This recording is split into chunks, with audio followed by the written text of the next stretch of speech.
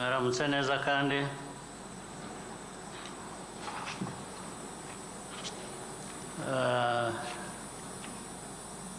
ndabashimiye abadutumiye hano ndetse ndabashimiye namwe mwese mwitabiriye uyu munsi. Ni igikorwa gisanzwe ariko gifite uburemere bwacyo twese tuzi.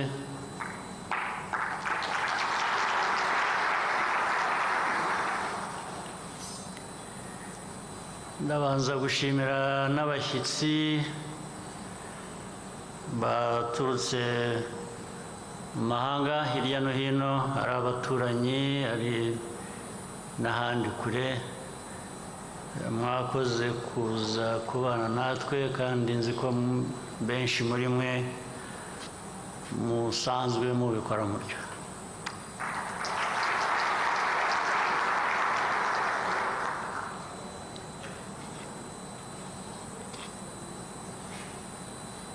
The Rwanda Leaders Fellowship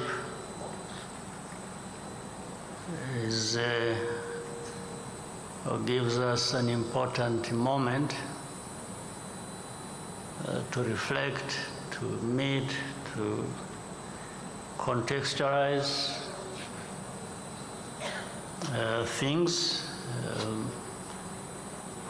politics, faith,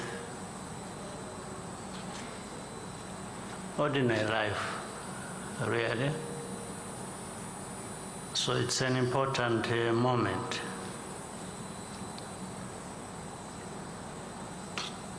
And I thank those who have taken the floor before me to speak to the gathering. There are important lessons to draw from what they told us.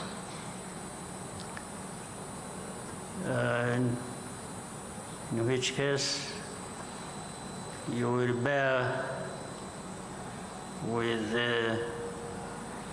if it happens,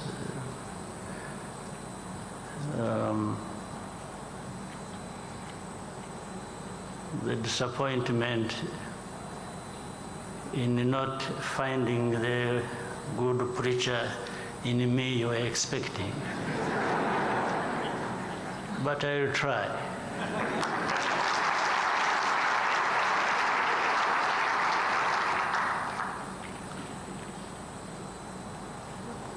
So, at the same time, this moment coincides with what has already been mentioned to you, the Heroes' Day.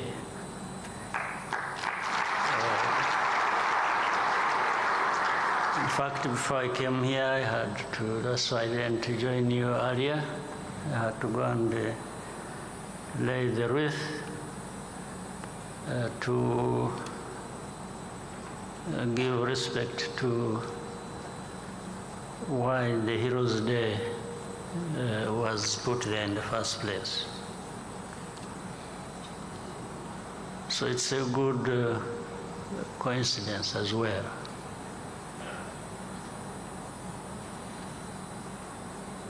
So to contextualize all that, why the Heroes' Day?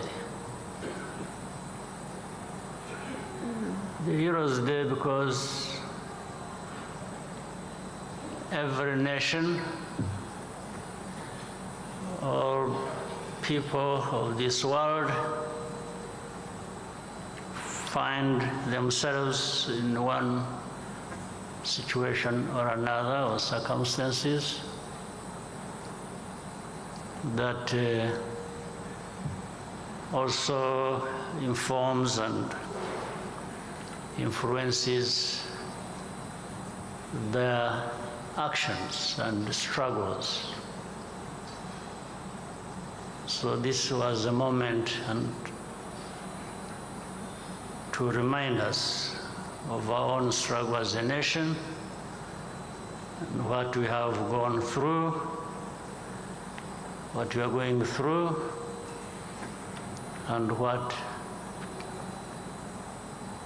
is expected of us in the end to triumph. Ibyo byose rero ni ibitwibutsa ko aho tugomba no guhera.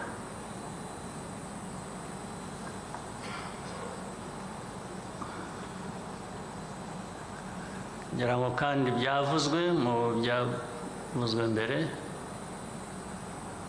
hari umuntu ku giti cye, jye nawe, hari family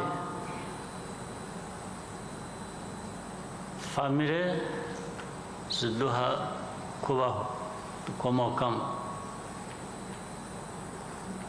cyangwa abandi bose bakomokaho. Hanyuma hari igihugu. It's the individual, it's the family, it's the nation. Byose bifitanye isano, kimwe gishyira ikindi. Iyo kimwe kitameze neza, ikindi ntikimera neza, ikindi ntikimera neza. Iyo tutameze neza nk'abantu giti cyacu, ntabwo imiryango yacu cyangwa iyo dukomokamo imera neza uko biba bikwiye. Iyo umuntu n'umuryango bitameze neza, sinumva ukuntu igihugu cyamera neza.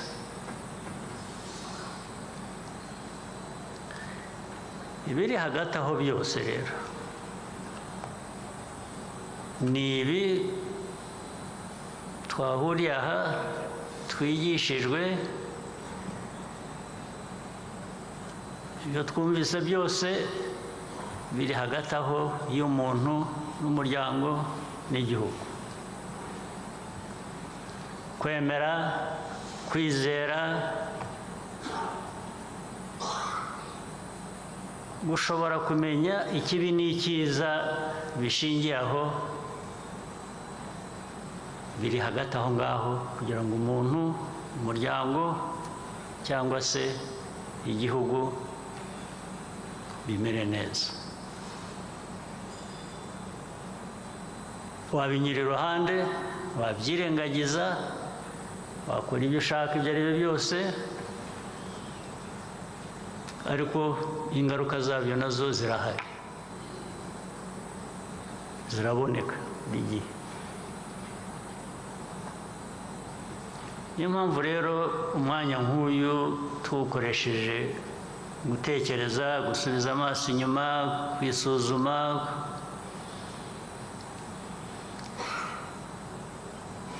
no kumenya ko turi ibiremwa muntu. Ubwabyo bifite icyo bivuze, niho bigarura ya mitekerereze yo kuvuga ngo ariko kiremwa muntu, uvuga ngo wararemwe. Ubwo rero hari ahandi ugomba kureba uko kuremwa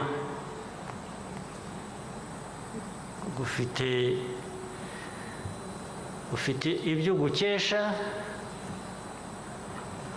ariko uko kuremwa bifite n'icyo bigusaba cyangwa bikubaza kwibuka no gukora ubishingiyeho. N'iri huriro turimo n'ibyo bitekerezo twagiye tubwirwa na benshi.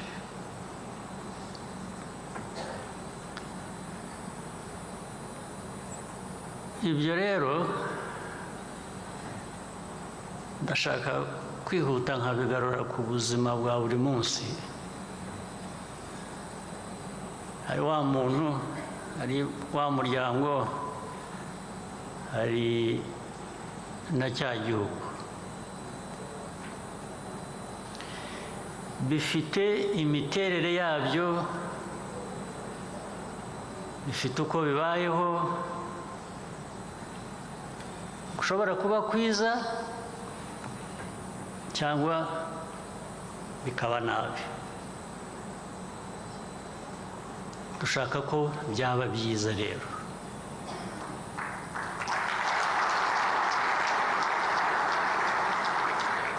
No muri ibyo, muri uko kugira uko ubayeho, uko uteye kwawe, k'umuryango, kw'igihugu,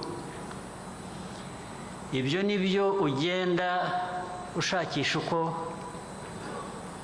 byarushaho kumera neza. Ariko ntuzakore ikosa ngo wisangemo ko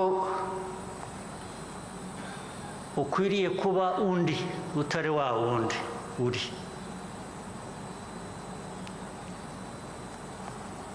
Ukwiriye kuba uwo uri we.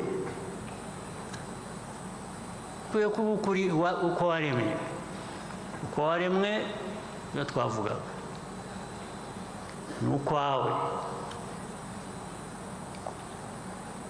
Reba uko waguhindura ukakugira neza.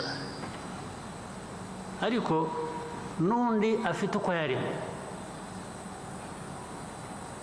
Wishaka kuba nka wa wundi. Hari ibyo wamwigiraho, hari ibyiza abantu bakora, ukabona utari ko ukagishima ukabutiwe ikintu. Ariko ntushobora gutekereza kuba nka wa wundi wakoze ibyo ushima.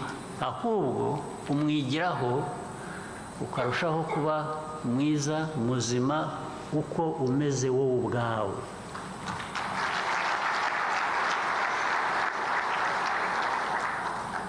Umuntu nuko, umuryango nuko, n'igihugu ni uko nguko.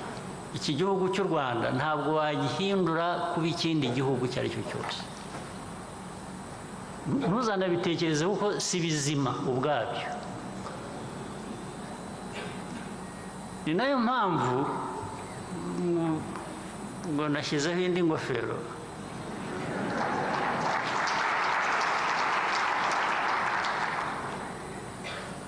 Uko duteye ku isi, ibihugu bito, biri hagati, ibinini, ibikize, ibifite uko bimeze kose, bikomeye, bigize bite. Ntushobora gufata igihugu nk'u Rwanda ngo ugihindure uko ushaka, kuko si we wakiremye.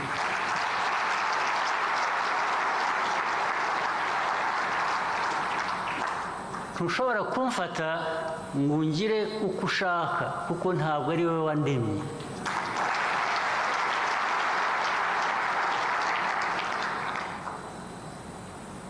Intege nke rero akenshi aho zituruka ni bya bindi navugaga.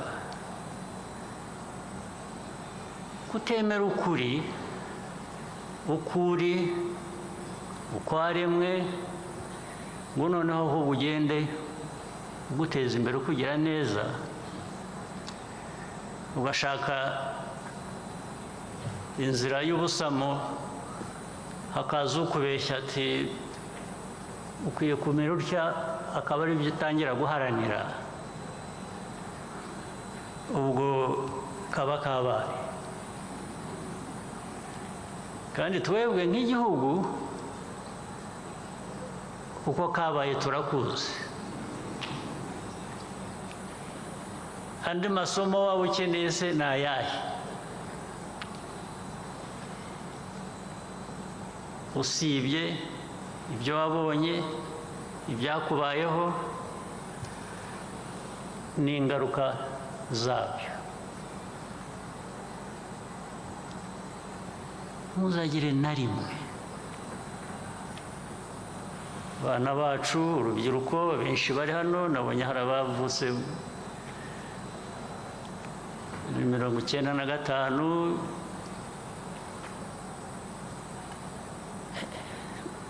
ndabasabye n'abavutse mbere yayo aho mugenda hose ku isi hose ibyo mubona ibyo mushima ntuzagire ubwo utekereza gushaka gusimbuka ukava ku cyo uri cyo ukaba ikindi wabonye ahandi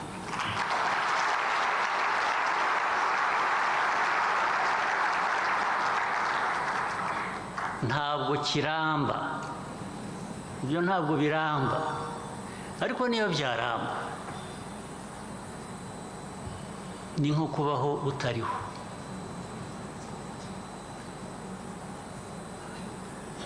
ibyo bishingira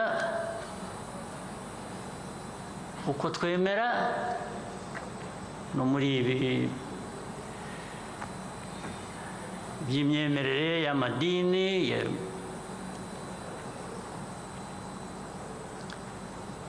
ariko binashingira no ku muco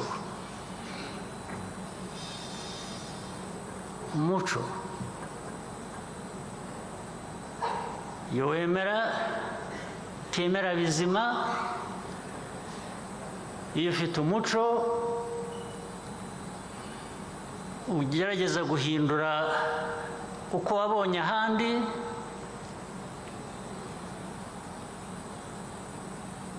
birasenya ntabwo byubaka ntabwo biramba ni ukubyirinda rero kubyirinda tukareba uko twashakisha kugira ibyacu igihe bitabaye byiza tukabihindura tukabigira byiza ariko ari ibyo dushingiyeho by'icyo turi cyo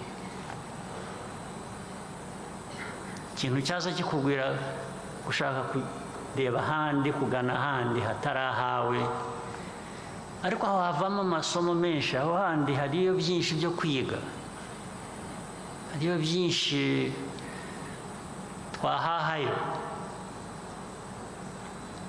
hari byinshi bishingira ku bumenyi tukamenya uko tugira ibyacu neza ibyo tugomba kubyiga ntabwo ukwiye kubitandukanya kuvuga ngo ntuzifuze kuba undi muntu ntabwo bivuze ko utamwigiraho kuko abantu bose aho bava ku isi hose hari icyiza wabasangamo ni nk'uko n'abo bahandi hanze bakubona nk'umunyarwanda bakagira icyiza bagusangamo ni magirirane rero abantu bagomba gushaka uko ibi byose byahura hari ibijyanye na faith religion beliefs zindi zitandukanye ibi byose ushakishamo ikintu kizima cyakubaka ni iki cyakubaka uko uri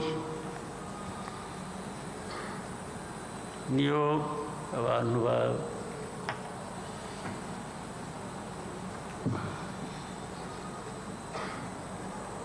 Julia yatubwiye ko ni Julia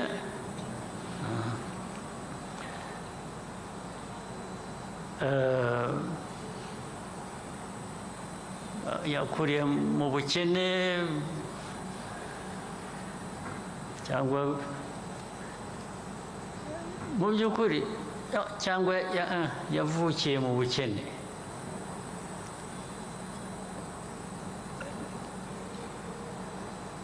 abenshi ntabwo twavukiye mu bukene ariko twakuriye mu bukene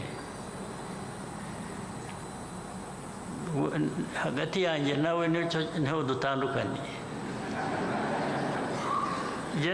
njye ntabwo navukiye mu bukene mvuka ndi umwana muto ntabwo naburaraga ntabwo ariko nyuma yaho nkura ubukene buraza pe ni transition yanjye yo kuvuka ntabwo navukiye mu bukene ariko nkura nakuriye mu buhunzi ujya ku murongo gufata iposho murayizi ufite akebo mu ntoki bakagushyiriramo ibyo byose ni struggles z'abantu banyuramo hirya no hino ariko ikindi kintu dukwiriye kugira muri twe kandi dushingiye kuri ibi byose twiga byo kwemera ibyo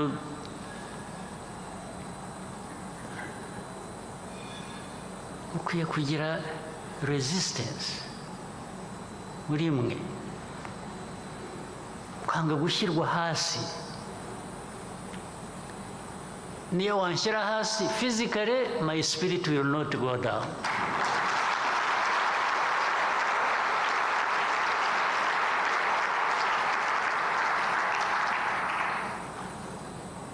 ibyo nibyo byubaka abantu nibyo byubaka imiryango nibyo byubaka igihugu nibyo byubaka ibihugu kwanga iyo urancubye ute wanyica wandusha imbaraga wanshyira hasi ariko ntushobora kurusha imbaraga umutima wanjye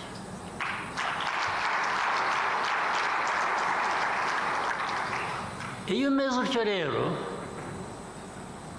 n'izi nyigisho zindi zose n'ibi byo kwemera n'ibiki birafasha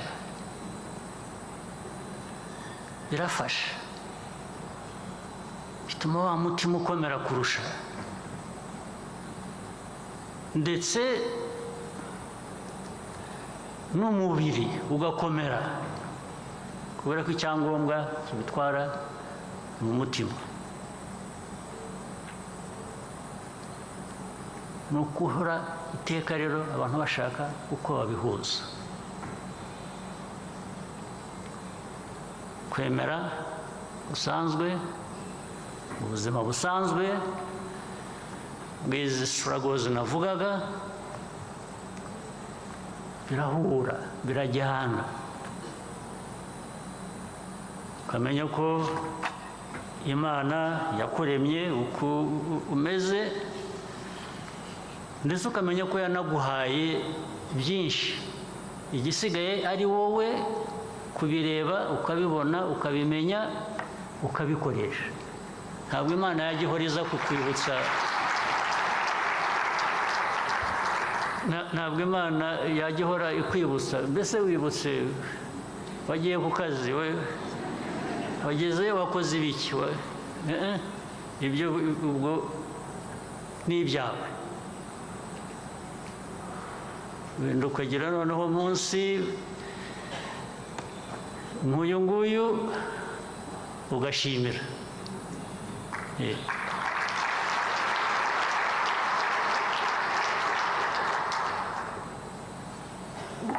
gushimira ni ibikwiye kuba biguha imbaraga zo kongera kumara ikindi gihe ukora utagombye guhora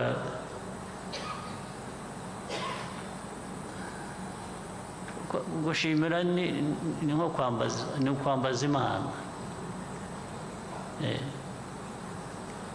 ugiye utambuka uko ugiye gutera intambwe ukabanza ukambaza Imana Imana yo yabiguhaye ahubwo ikindi ugondozaho ni iki kora ibyigo iyo kuremeye yagushyizemo ugomba kuzuza hanyuma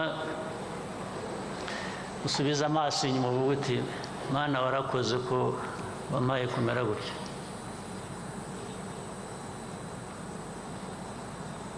ariko ngarutse kuri bya bindi byo kurera by'umuntu by'umuryango by'igihugu buriya birimo uburere turarerwa uko kurerwa kurimo kudashaka kuba ikindi kintu utari cyo ahubwo ukwiye kunoza icyo uri cyo ndetse na hano bavuze ibijyanye na resilience yavuzwe ikwiye kuba mu bintu byose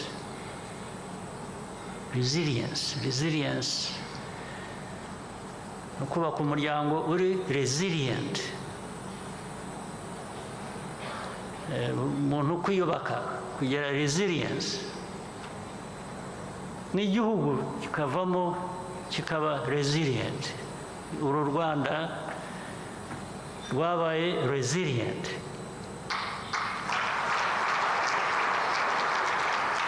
iyo rutaba resilient ntabwo muba mwicaye hano twese ntituba turi aha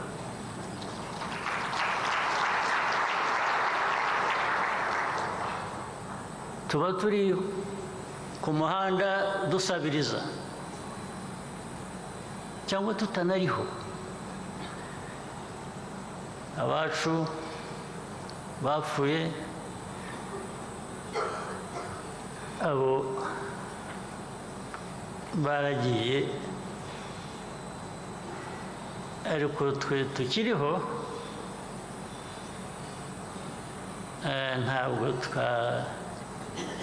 ntabwo baba barapfiriye ubusa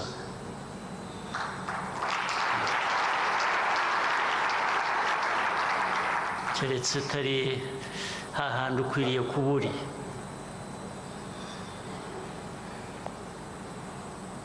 individuals rero navuze akagera ku umuryango mufashe aba bana bacu mureba turera ababyeyi bari hano abantu bakuru mushaka umwanya mufata umwanya murera abana banyu kandi abana ndavuga n'abafite imyaka 20 n'abafite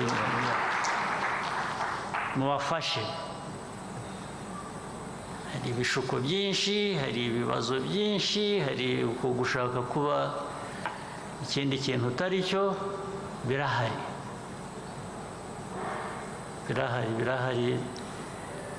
dukwiye gufasha abantu uriruka ariko ejo nasomaga ahantu n'umuntu wenda ari na hano wari wanditse avuga ukuntu ibintu bibabaje mu gihe kimwe yatashye ubukwe bw'abana batoya bacu nk'aba batatu amakwe atatu igihe kimwe hatarashira umwaka abo bana bose bari batanye nabisomye ejo bundi kandi ngira ngo ukuntu yabivuze umuntu wabivugaga nibyo ariko ubwo yavuze batatu ushobora kuba bari na 30 ahubwo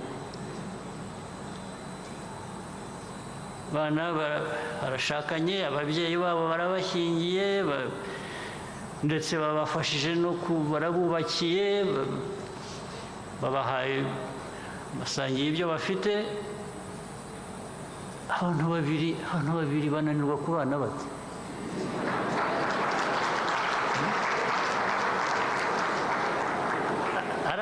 ari abantu benshi bashyize hamwe ukaba ariko babiri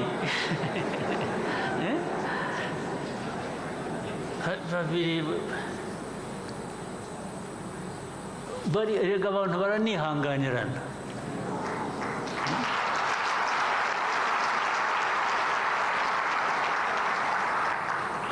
icyaha umuntu aba yakoze abantu babiri umwe muri bo yaba yakoze gituma amubwira ati sinjye gushaka mvira ni iki haba habaye iki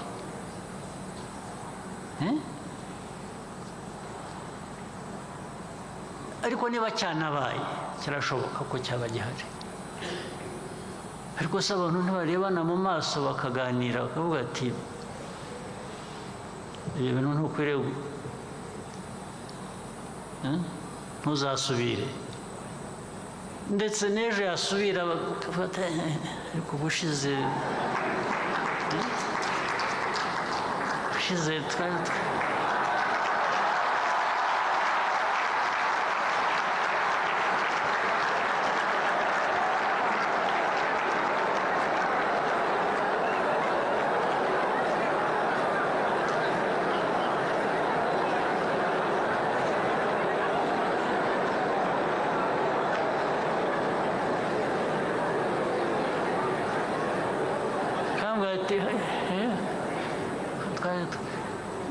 bityo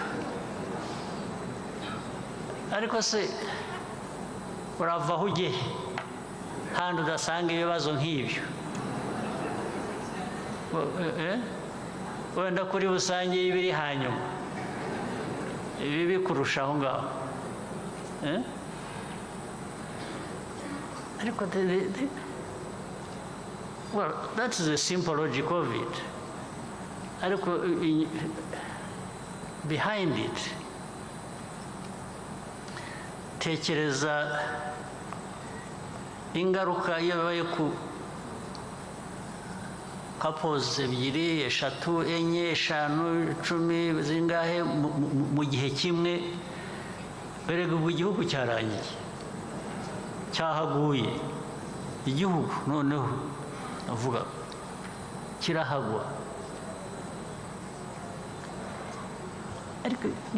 these are things that are manageable ntabwo ari ibintu hanyuma se ariko niba mwemera Imana mwemera n'amasengesho byo mwabisengeye da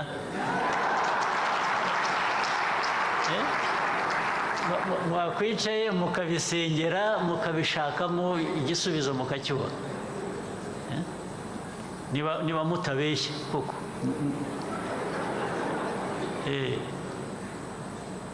niba ibyo mutwigisha ibyo tuvuga niba namwe mubyemera cyangwa aho twagiye buri gitondo buri mugoroba dukurikiye inyigisho izo nyigisho zikuviramo iki udashobora gukoresha kugira ngo urenge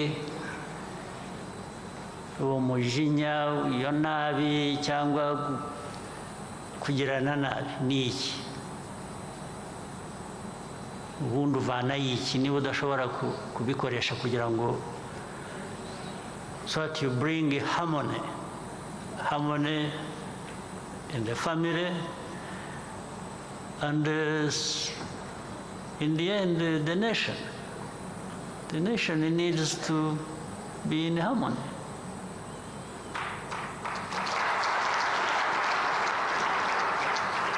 Ibyo rero bijyanye n'uburemere twikorera buri muntu wese, every individual should find themselves carrying this burden, but which they should use to get good results. Niko ubundi so ibyo rero ni tubishyiramo imbaraga igihugu cyacu abanyarwanda baturarwanda tukarangwa n'uwo mutima ngira ngo igihugu cyakomeza gutera imbere mu nzira nziza ndetse isomo twavanye mu mateka mabi ntituripfusha ubusa ku buryo gusubira mu mateka mabi byashoboka kubera ko twarangaye cyangwa tutitaye kuri ibyo ngibyo twize. Ibyo rero ni nabyo no mu buyobozi bw'izindi nzego za politiki za leta, uwo muco nawo niwo abantu bagerageza kugira ngo dushyire imbere politiki gusa yitwa politiki iraho idafite kompasi iyiyobora, idafite ibingibi ishingiraho, values, fellowship, ntabwo twatera imbere neza uko bikwiye. Nagira ngo rero nanone mbashimire cyane kandi bizeze ko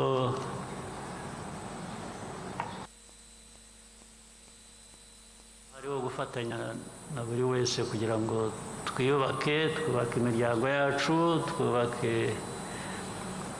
igihugu cyacu uko bishoboka, hanyuma tujye twibuka nyine ko hari imico, hari kwemera, hari byadufasha muri iyo nzira. Musigarane amahoro y'Imana.